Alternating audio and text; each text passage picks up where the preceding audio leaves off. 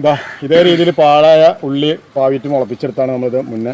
ഇത് വലിയ ഉള്ളിയുടെ അതുപോലെ ഇത് ചെറിയ ഉള്ളിയുടെ. അപ്പോൾ ഇന്ന് ഇതൊക്കെ കട്ട് ചെയ്തെടുത്തിട്ട് നമ്മൾ സാമ്പാർ വെക്കാൻ പോകണം. നമ്മൾ ഉള്ളി ഇട്ടിട്ട് സാമ്പാർ വെക്കുന്നതൊക്കെ ബെസ്റ്റാണ് ഉള്ളി എന്തുകൊണ്ട് സാമ്പാർ വെച്ചാൽ. അപ്പോൾ ഇന്ന് പറിച്ചെടുക്കുമ്പോൾ നമ്മൾ അടുത്ത സ്റ്റെപ്പ് ഇവിടെ നട്ട് കൊടുക്കാൻ പോകുന്നത്. ഇതാ കുറേ ഉള്ളി കിട്ടിയിട്ടുണ്ട്.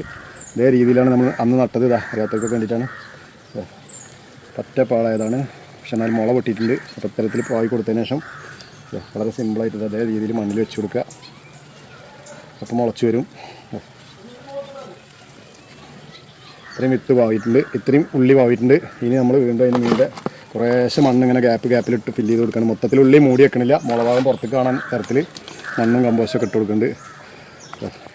കൂടുതൽ നനയ്ക്കൊന്നും വേണ്ട, ചെറിയൊരു നന മതി. അപ്പോൾ ഇതേ രീതിയിൽ മുളച്ച് വന്നോളും. നമുക്ക് പല കാര്യങ്ങൾക്ക് ഉപയോഗിക്കാം. സ്പ്രിംഗ് ഓനിയൻ എന്നൊക്കെ പറഞ്ഞിട്ട് നമ്മൾ ഷോപ്പിൽ നിന്ന് വാങ്ങിക്കുന്ന സംഭവം തന്നെയാണ്, അതിലും ബെറ്ററാണിത്. അപ്പോൾ സാധാരണ മൂത്തിട്ട കിട്ടുക, നമുക്കിത് കുറച്ച് ഇതിൽ തന്നെ കട്ട് ചെയ്തെടുത്തിട്ട് കറിയൊക്കെ വെക്കാം.